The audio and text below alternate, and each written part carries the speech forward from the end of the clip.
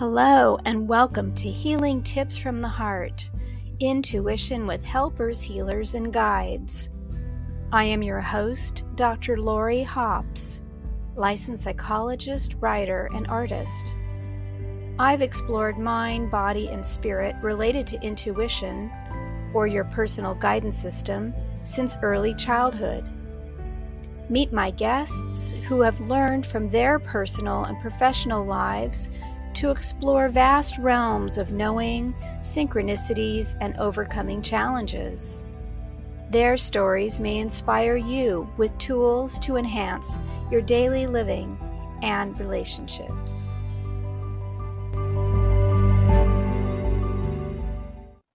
Hello, everyone, and welcome my special guest for today, Louise Fitzgerald. Louise is an intuitive, spiritual coach and mindfulness meditation teacher. She guides people to find clarity and confidence in life's big moments by inspiring them to break free from their limitations, to trust and believe in themselves, and importantly, to take action. She is host of the Louise Fitzgerald Podcast and has over 80,000 plays of her meditations on Insight Timer. And she's from Sydney, Australia, where it's tomorrow from my perspective and yesterday from hers for me. And she supports people online all over the world. And I know Louise, we've met online through the Bankston group, through the Bankston method. We're in a practice group together, which we'll be talking a little bit about. And I'm so grateful that you're here today. So welcome, Louise. Thank you so much for having me. I'm so excited to be here. Oh, thank you. Yes, for reaching out. And is there anything you'd like people to know beyond what I just described, a little brief bio? No, I think that was kind of everything. Yeah, so I'm based, as you said, in the future in Sydney, Australia. So it's always really, really funny. So it's nighttime for you and morning for me. But yeah, it's kind of really cool that I can meet people from the other side of the world like you, and we can connect. And yeah, through the Bankston method, which I'm sure your listeners have heard about. Maybe not. I have a Oh, couple of other really? podcast interviews that I have, conducted, but very happy to have you explain because we never know who's listening. And for them, Yeah. they're our future and we're their past. So, Yes. because we're recording this in September of 2024. So, Yeah. would you like to talk a little bit about the Bankston method and let people know what that is? Yeah, from what I know, I'm reasonably new to it, and Bill Bankston created the method, and I went to one of his workshops where he teaches the method, which is kind of it's a really, really interesting method because you're sort of thinking about things that you want, and it can heal other people. So I was really interested in learning it because I know other energy healing modalities, and one of my mentors, Krishanti Walla, who you probably know, Yeah. Krishanti. Yeah, she got me onto Bankston, and I think it's a nice method because it's a lot lighter in a way in terms of being an energy healing method. So it's a good thing to incorporate into other things that you're doing. Yeah, so he worked early on with a healer, and they were trying to figure out how do you teach this to people because the Right. healer sort of intuitively knew what to do. Yeah. So he came up with this method of rapid visual cycling of things that you really want for yourself. And in doing so, it kind of puts you out of the driver's seat and Yes. allows a hyper focus to come in. We're not exactly sure what happens, but somehow this state of being promotes healing. So it's Yeah. rather fascinating. It's sort of like the rapid visual cycling, which we practice so much, is sort of is kind of almost a distraction from the mental state or the physical or physiological or spiritual state that we want to enter. Mm.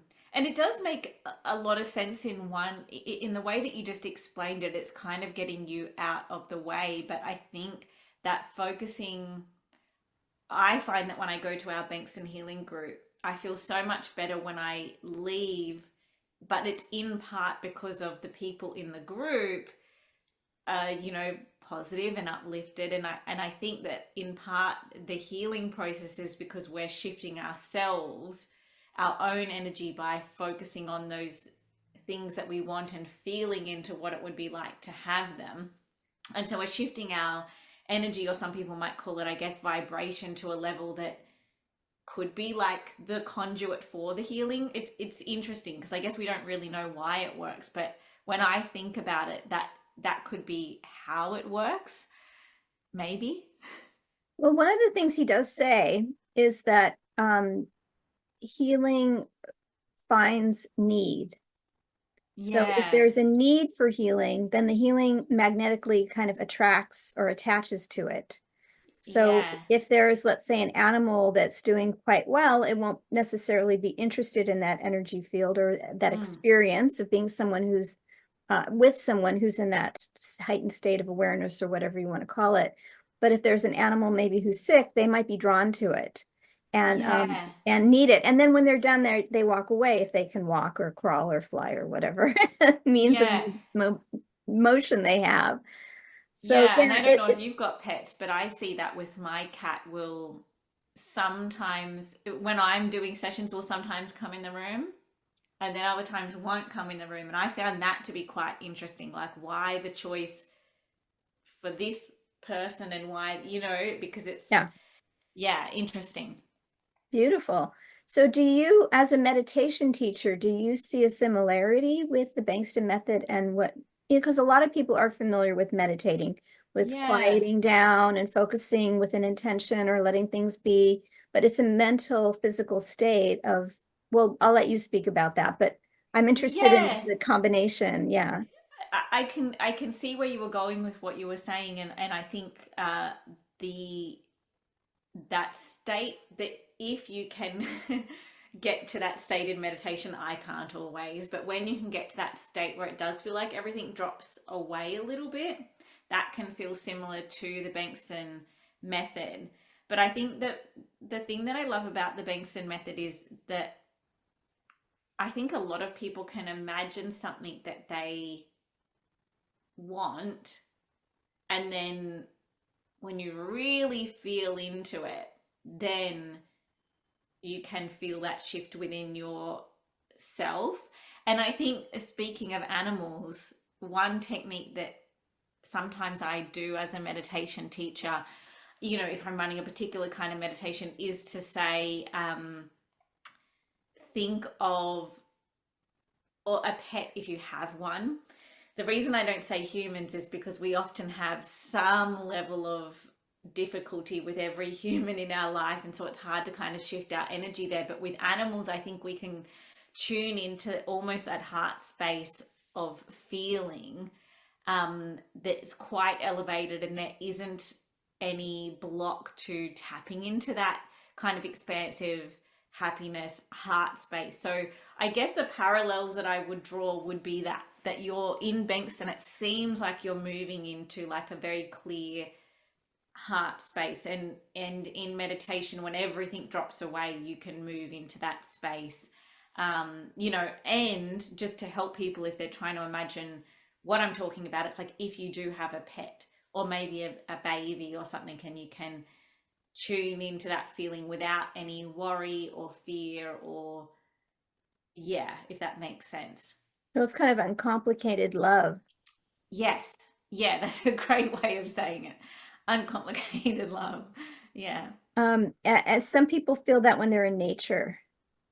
Yeah, that's another great one. I grew up in a lot of nature, and so I definitely think that even if people, because I live in the city now, can go for a walk and just look at the trees, look at the birds, whatever there is around them. Yeah, it's that act of tuning, not even tuning everything out, but just letting everything else go. So I suppose that is what mindfulness is, right? So we could be there, cutting a tomato and completely focusing on the tomato and allowing everything else to step back. But there is something a little bit different when we're tuning into nature or tuning into something that sort of has that, yeah, uncomplicated love, as you put it. Yeah. And as you were saying that, I thought, well, what if there aren't trees, but there's always Mm, light and shadow. There's yeah, always air, even if it's yeah. polluted air. So it just getting outside and noticing how your skin feels or taking Mm, how your breathing changes or sound. So mm. we don't always get the nature Yeah, uh, immersion experience, but there are ways of connecting to the flow of the natural world. yeah. So even when you're inside, I remember being inside a lot at certain points in my life when I was taking care of people who were ill or facing something myself, or it just wasn't safe to go out, like with Mhm. firestorms and things, severe weather, and to just connect with a stone or with even like a piece of fruit or a vegetable, something that grows in the ground, or Mm, color or sound. So yeah. there are ways of doing it, but it's like natural, so to speak, when you're in nature. It's almost like the power of nature is so compelling that it like forces you into this other vibration. Yeah, definitely. Yeah. Beautiful. So can you tell us a little bit more about your mindfulness or other meditation practices and what you see as helpful or useful about Yeah. that work that I you mean, do? it's interesting because I guess the things that I would teach people to do is not always what I do for myself, which is kind of interesting, right? Because I work a lot with really busy people. So I am just trying to get them to have buy-in and do something that's realistic for them. Mhm. So I sort of like to shift people from, maybe waking up and opening the blinds instead of opening their phone, like tiny little shifts like that. Or when you're chopping the vegetables, just focusing in on the vegetables, right? And then when I run meditation sessions for people, I will do sort of breath meditation, very easy, accessible stuff, because I think that a lot of people think that they're failing at meditation, which you can't do, because they're like, my mind is so busy and all of those kinds of things, but it's impossible to clear the mind. So I'm very much working at a base level with people so that they can, yeah, have that buy-in and they're not afraid of meditation. Mhm. For myself, it's a different story because before I ever do an intuitive session with someone, again, my mentor Krishanti, she taught me these techniques to get into this space where it's sort of beyond just clearing the mind, but it's kind of moving myself into healer mode, because I know a lot of people, a lot of mediums, for example. I don't call myself a medium, but they're quote unquote always on, Ah, and I definitely like to create a shift between being a normal human and then being in that space, because I otherwise I think would just be picking up on things all the time from people, and I think I would be quite exhausted. I see. So thank you for that distinction. I think it's really important. And what kinds of things do you engage in when you do go into that special work mode, so to speak, where Yeah, meaning, your sign goes to from closed to open? yeah, it is funny because I one of the things that I do is like imagining like switches turning on. So it's funny you should say that. Yeah. Um, Meaning, what kind of work do I do with people when I'm Yeah. in the mode? Yeah, I mean, people come to me for lots of different things, and we're all human, so we all have sort of goals and things that we want, right? And so a lot of the time people come to me with that. They want to meet someone, or they want a deeper relationship with their partner, or I've got a lot of fertility clients as well. And so I've trained in so many different little things that I can kind of apply depending on the person in front of me. So, for example, I can do a health scan, which someone in general just might want that. Or in the case of fertility, that's where I can do a health scan and see if there's anything we need to be aware of, or if there's anything in their diet that they need to shift. And I know today you wanted to chat about remote viewing, and that's kind of tied into this, so I can kind of divert and come Sure. back. Yeah, so I know we were talking about remote viewing because it's a term that I'm calling remote viewing. In our Bankston group, someone had lost their optical glasses, and I had been taught how to find missing things, and so I was able to help them find their glasses. And funnily enough, it was 2 days ago someone else lost their glasses in a Facebook group I was in, and I was able to find them. So I don't know why I'm finding all these glasses at the moment. Um, but I guess to rewind a little bit for the listeners, so um, yeah, someone can have a missing item. And initially, I did this training to just learn, it's called forensic mediumship. It was to help if there's missing people or those kinds of things. But the technique is that you're sort of traveling to where the item is in your Mhm. mind's eye, and you're just describing what's in the area. So you would say, oh, I can see something that's white and smooth, or I can see a lot of green, or I can see maybe there looks like I try not to interpret what that information is, if that makes sense. So I wouldn't say, oh, I can see a drink bottle. Sometimes I do, but I really try and just keep it blank, because then that person can say, oh, I think I know where you're describing. And so the interesting thing about that is, with remote viewing, yes, I can find missing items, but say I'm scanning someone's body, I'm technically traveling to the location. So Mhm. I'm traveling to, say, the reproductive area, and looking and seeing what can I see. Mhm. And so that's how I would apply it in a session. I hope that kind of makes sense. Yeah, it's fascinating. Thank you for that. Because we obviously don't have a live audience with Q&A. But Yeah. if people want more information, of course, in the Yeah. program notes, they'll have all the information, they can contact you. But I'm starting to think about several different things. One of them was about time. So Mhm. I might be able to, let's say, locate where my necklace is usually, but Yes. you're saying you have to not just know where is it usually, but where is it right now because it's missing. Yes. Yes. So there's a Yes. time dimension and a place dimension that you have to focus in on. It's not just one or the other, it's both.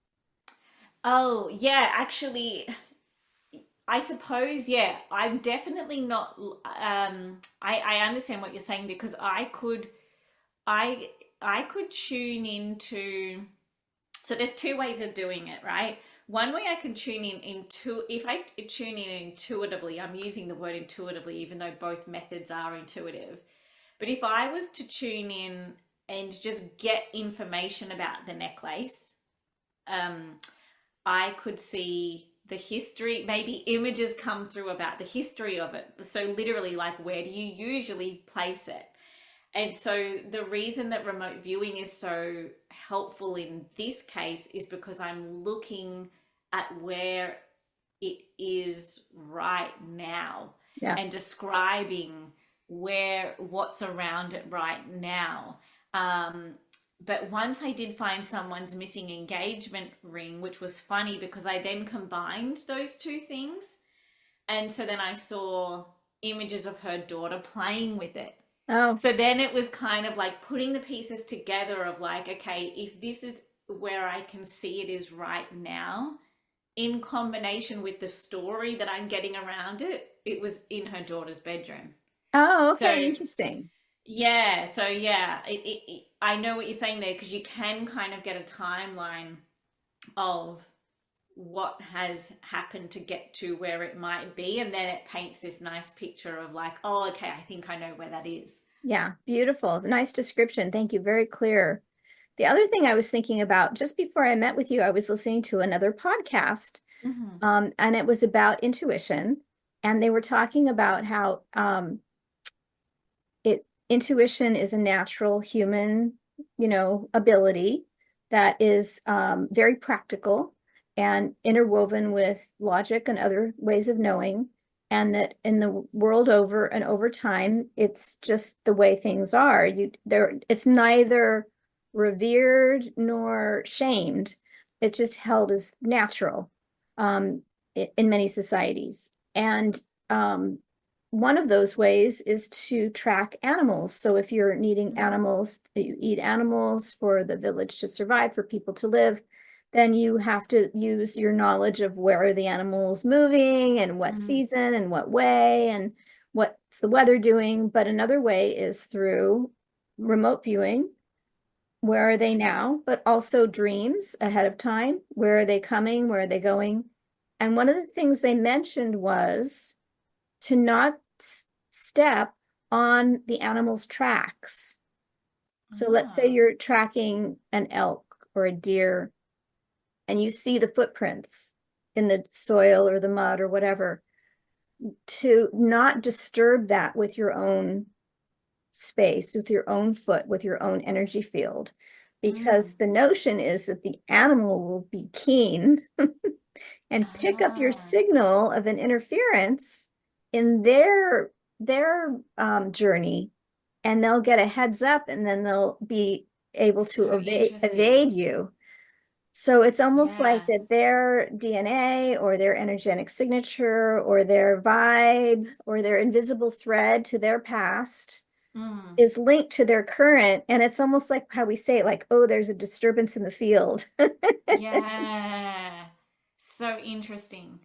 I think that intuition, which, modern day technology and all of these things, and we're so busy and we're so distracted, really interferes with that natural state that we do have. But when you said that, it made me really think about people that are single and dating. And I was single for quite some time, and sometimes you sort of be dating someone, and these days are just sort of what's called ghosting. They just sort of Mhm, disappear, right? mhm. And it made me think of that when you said it, because there's something unknown that person is just like picked up on. Maybe she's on to me, or she knows who I really am, or something. It's something unknown. And I do think that humans aren't aware that they are able to do this, but there's something maybe even between two people where they think, oh, that person's not right for me, or something's throwing me off here, or all those little subtle ways. But that animal tracking thing did make me think of that, which is quite funny. Yeah, it's interesting. And, I had never heard of, I mean, I've heard of tracking and Yeah, I've never heard of it how you explained it. yeah, and I know that you're not supposed to disturb the track. You're supposed to Mm, notice it and be near it, but not destroy it. But it's interesting how to put this together with remote viewing and intuition and getting a sense of yourself over time and space and all the rest. So yeah, yeah. interesting. So I'm wondering if there's any maybe like a glimpse into either the breath work or remote viewing, or maybe just that simple basic tuning into your intuition. Do you have any like tips or examples or practice that you might want to share? For people that want to tune into it more, I Yeah. think with they're actually almost all intertwined, I would say, because if people wanted to tune into the intuition more, I believe we need to tune more into the body and less of the mind. And in order to do so, we do need to slow down. So then we can sort of take some breaths. And if we're taking some breaths and we're conscious of those breaths, because we're not usually conscious of the breath, we're just breathing. So if we're just sort of noticing the inhale and noticing the exhale, noticing the inhale, noticing the exhale, we're automatically coming into our body. Mhm. And then when the mind wanders, not if, when, we just come back again to the breath, and we start to build more of a connection in to the body, which I know sounds super simple, but we don't really do it that much. And the other reason that I would say for people to wake up and open the blinds and not pick up their phones is connected to this too, because we often wake up and then we're sort of running around and we're automatically tuning into other people instead of ourselves. So what's going on in the US election? What's going on with my friend Sally? What's going on, with everything else before we check in with ourselves? So we have these days such a disconnect with our own body and how we are feeling. We're very attuned into what's going on in the world, but not so much how we're feeling. And how this is connected to the intuition is because I believe the intuition runs so much through the human body. So that's why we say, I had a gut feeling, because it's kind of through the body. But people often initially cannot tell the difference between fear and intuition, which is really, really important, because they'll say, oh, I think I need to do this, but that could be coming from a panicked place. It could be coming from a fear place or a history of trauma or all of these kinds of things. So when we can slow down enough and tune into the body, we start to become more aware of, how do I feel when I'm around this person or that person, or how do I feel when I got offered this job? Do I feel good about it or do I not feel good about it? And so then we start to, it's like fine tuning, like a tuning fork. You start to get really attuned to how you are feeling, and then the next time you're like, oh, I have that same feeling that I had when I got offered that job. It must mean that I don't want to buy this house. So you can kind of pick up on the similar things in the way that you're feeling. Yeah, If beautiful. that all makes sense. Yeah, thank you. That's great. They are all connected, and I like how you put them together with really concrete examples. Yeah, they say that, intuition gets a bad rap because it's the loudest voice to protect you in danger situations. But if that's the only Yeah. way you meet it, then you're going to assume that it's always like freaking out. Yeah, and you know what? I heard this interview the other day, a podcast interview, and it was Rich Roll. He's kind of quite big, and he had a man on there that was more of a PhD scientist than a intuitive kind of person, but he was studying the intuition. And there was one clear thing that they were talking about that I thought was really interesting, and I would define it differently, is that we have instincts. And Rich Roll is actually in recovery, right? So he has a history of drug addiction, among other things, I think. And he was saying, oh, I can't trust my intuition because when I was on drugs, it was telling me to go get more drugs. But I wouldn't actually call that the intuition. I would call that more of like an instinct. And the instinct had been overridden by that need of addiction. And then the intuition can be coming from a higher place in a way, and it is leading you for your greater good and making the decisions that are good for you, if that makes sense. Yeah. But I think that our instinct, and I mean, it's all semantics, so instinct might not be the right word, but it's that the animal part of our brains, which is connected to fight or flight, which lives in fear, isn't what I would be following. It's, we want to remove that fight or flight and that animal instinct that's just looking to protect us and step into something different. If that, I don't know if that makes a lot of sense, but Yeah. When I teach people about how to develop their own intuition, I often use this language that Cindy Dale speaks of. I guess she created, I don't know, but she speaks of, which is the difference between like a clear channel and static. So like on the radio that you get, interference. I mean, I don't know, we don't have radio so much anymore, but it used to be that you had to tune to a station in order to get a clear channel. And if not, then there's static, which interferes with the sound quality. It's interfering frequencies. And so you want to clear those out. And so she talks about psychic static versus intuitive or psychic accuracy.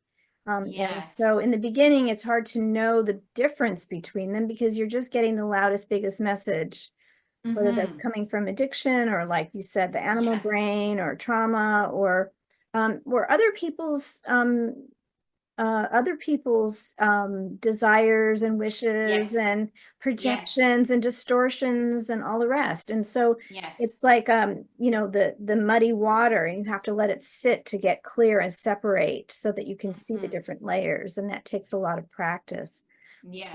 I think we're kind of in the same Yeah. realm Yes. with different language, Yes. but yeah. Exactly. Yeah. Beautiful.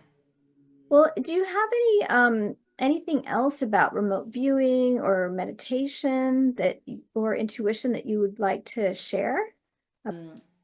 Yeah, so one of the things that I am trying to sort of get across and educate people around is that as humans, we have these goals and we have these things that we want, and we want our life to look a certain way.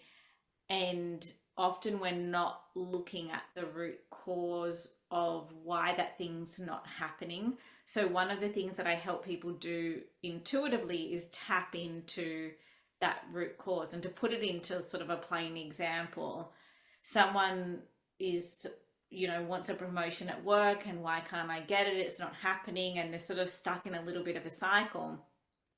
And then intuitively, when I can look at it, I can see that it's to do with that they're not speaking up, or they're not putting themselves forth. And so then we can dive into that. Well, what's that about? Where did that come from? And then we can look at that and understand that it has something to do with, something that happened to them in high school. Maybe they spoke in front of the class and they got laughed at. And then it's through the healing of that initial root cause that can bring that harmony back into their life as it is now. And it's the same thing even in the physical body, right? So someone might have a headache, and if you go to a sort of Western practitioner, they can say, here's a headache tablet, and that's sort of treating the symptom. But then when we look at the headache, we can look a little bit further and say, oh, it's how you're sitting at your desk. But then if we look a little bit further, then we can say, well, why are you sitting at your desk all day long? Then we can look a little bit further and realize it was something that their dad taught them about work ethic and having to work all day and don't get up for breaks. And then so when we can heal that, we can heal this headache that's created in the present moment. So I'm really interested in the way that the intuition and intuitive work can get at the root cause for people to help them understand, so we're not sort of just putting band-aids on top of things, or we're not getting stuck, or we're not able to move forward. When we can look at the past, which is scary for a lot of people, and heal it, it isn't actually that scary, and then we can bring that harmony back into our present and get to where we want to go. Beautiful. So it's a bigger story than sometimes meets the eye. Yeah, I Yeah. think always. I think it's always a bigger story than meets the eye. Yeah. Are there certain situations where you would say, no, we shouldn't do this work? Yeah, that's a really, really good question. I mean, I certainly have uh, particular boundaries around things. So initially, when I started off with this work, I realized I had these abilities, and I was sort of taught or learned how to use them in certain ways, and I was making a lot more predictive outcomes for people because it's what they wanted. Um, but I don't really do that much anymore because I felt that energy is mutable, and it moves and it shifts and it changes, and so those predictions don't always end up happening. Mhm. And absolutely, I don't look at terminal outcomes because people want to know, is my mum okay, is my dad going to be okay? And I don't feel that that's helpful either. So in those instances, I feel like when there's anything that sits under that blanket of that person's powers being taken away, or they feel that they don't have any control over the situation that they're in, or any way that they can make a change, then I don't think it's helpful. When people are sort of leaning on intuitive work to and it makes them feel like they can't change their own path. I see. So you don't want to take Mm. away their personal agency. Yeah, I was looking for that word, but I couldn't think of what it Yeah. was. It's floating in Exactly. the ethers between Australia Yes. and California. Yeah, I was like A, and I couldn't. It was like authority. I couldn't. But agency was the word I was looking for. Yeah. So Yeah. yeah, and then also to not be the prediction queen. Yeah, yeah, because I think that the work that intuitive people can do or energy healers can do is really, really helpful for people if they're using it in that right way. If they're using it in the way to, as I said, if someone said, "Oh, am I going to get this promotion?" Well, I'm more interested in helping them understand why it's not happening so that they can make changes for the rest of their life, not just talk about this one instant that is in front of them. Beautiful. Yeah, thank you. That's great. Yeah, I really respect that. Using discernment, that it's not about here's a tool that is in every situation for every person, and to look at how is it being used and why and what's in Mm, their best interest, and the best use of your skill set too when your business is open. That's yeah, lovely. yeah. Wonderful. Well, we're coming to the end of our time, and so I'm wondering, is there anything else you'd like to share? Gosh, I don't think so. No, nothing's coming to mind Okay, really. very good. Yeah. Well, I was wondering if I could be so bold as to ask, would you like to lead a little bit of a breath exercise as we say Yeah, goodbye for for today? sure. Yeah, so we'll do a really short one. So the listeners, they're watching as well, aren't they? And some people Some are watching, depends some on the people are platform. listening. They might be Yeah, watching or just listening. Yeah. yeah. So if you're driving, obviously don't close your eyes. But if but otherwise, you can sort of close down your eyes and otherwise keep a soft gaze at the ground in front of you or the roof above if you're laying down. And you can start by taking some conscious breaths, some deep breaths if that's possible for you. But just noticing the inhale and noticing the exhale.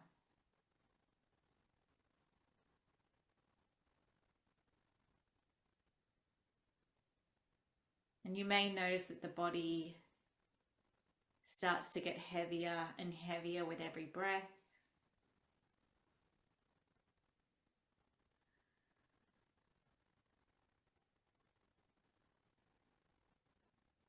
And if and when the mind wanders,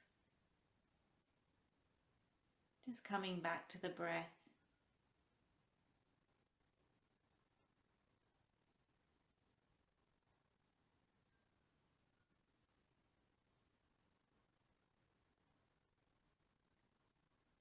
And I invite you to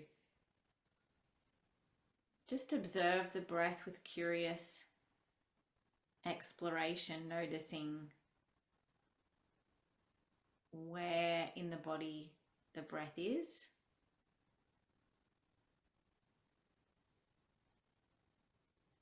Do you notice it in the chest?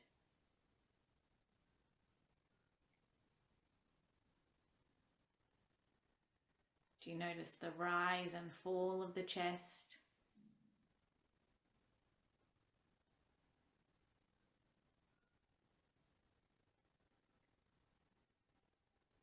Do you notice it around the mouth or nostrils?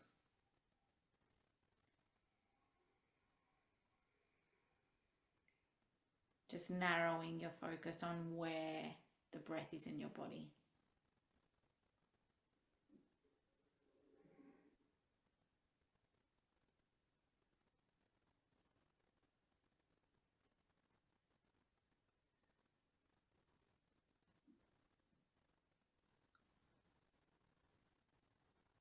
And then I invite you to expand that awareness out from the body back to the room that you're in,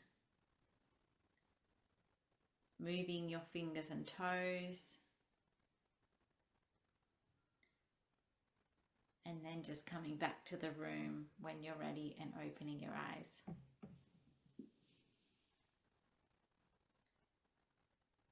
So I could keep going, obviously, but maybe that helps people just have a little flavor of what we were talking about earlier. That's about slowing down. Slowing down and bringing focus into one thing, attention into one thing. And so if people don't have time to meditate, or even, it's not for everyone, the sitting down and the closing the eyes, it's not for everyone, but we were talking about going for walks earlier, and you can look at the trees, if there's trees, or the colors of the houses or the colors of the cars, and make that the full focus of your walk, is just to look at the colors. And then the next day you might listen for sounds. And so we're just sort of tuning more into that one thing and bringing our attention into that one thing. And it's a very effective tool in, quieting the mind, reducing our stress and reducing our worries, because we're not thinking about the past and we're not thinking about the future. And we're not even having to think about being present. We just are doing it through activity. Beautiful. Thank you. Thank you for that gift. That was really, really lovely. Oh, thank you. And thank you for all that you're doing and bringing all these important tools out into the world. So I'm very grateful that you came and spent time with me today and with our audience. Thank you so much for having me. I really appreciate it. Yeah, and if anyone wants to reach me, my website is louisefitzgerald.com.au. And if you've got any questions about anything we talked about today, feel free to shoot them through. Wonderful. And they'll also be in the program notes. Oh, great. Yeah. So thank you so much.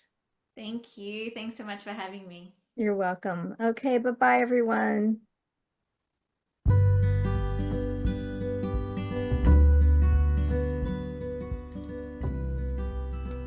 Thank you for joining us for today's podcast. If you want to learn more, you can visit my website for podcast and resources at hopshealingtips.com. You can also like, share, and subscribe to this channel. This podcast is for information and entertainment purposes only and is not providing healthcare advice. Please seek guidance from your professional healthcare team should you need assistance.